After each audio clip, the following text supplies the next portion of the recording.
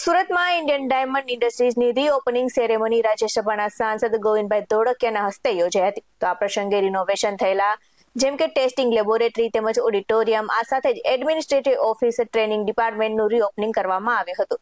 તો ઇન્સ્ટિટ્યૂટની સ્થાપના 47 વર્ષ પહેલા કરવામાં આવી હતી અને અદ્યતન મશીનરી સાથે વિદ્યાર્થીઓને ડાયમંડ મશીનરી અને ટેસ્ટિંગ વિશે તાલીમ આપવામાં આવશે. તો આ રિનોવેશન દ્વારા સંસ્થાનું આધુનિકીકરણ કરવામાં આવ્યું છે અને જેથી વિદ્યાર્થીઓ અને ઉદ્યોગની જરૂરિયાત મુજબ વ્યવહારો અને તકનીકી જ્ઞાન પૂરું થઈ શકે. રીઓપનિંગ નું કામ આપણે આજે પ્રોગ્રામ રાખ્યો છે.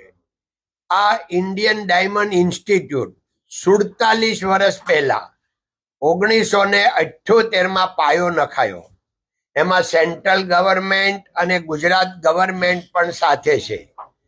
અને આ 47 વર્ષમાં હજારો સ્ટુડન્ટ અહીંથી ડાયમંડ, જ્વેલરી અને એ બધી ટ્રેનિંગ લઈ વિવિધ જાતની અને દેશ વિદેશમાં પોતાનું ભાવિ બનાવી રહ્યા છે અને બન્યું છે.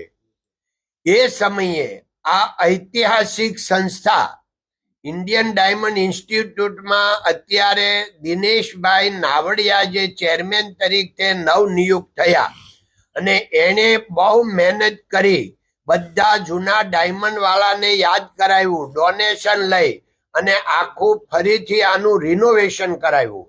આજે અમે આ બધું જોયું, જોઈને ખૂબ પ્રભાવિત થયા, આનંદિત થયા અને હવે આ જ્યારે રિનોવેશન થયું છે અને નવી દુનિયા આજની સાથે ટ્રેનિંગ સેન્ટર ચાલુ થયું છે, તો હવે દેશભરમાંથી ને વિદેશથી પણ અહીંયા સ્ટુડન્ટ આવે છે અને એનું ભાવિ બનાવશે અને બની રહ્યું છે. એ બદલ ખૂબ બધાને અભિનંદન, ધન્યવાદ.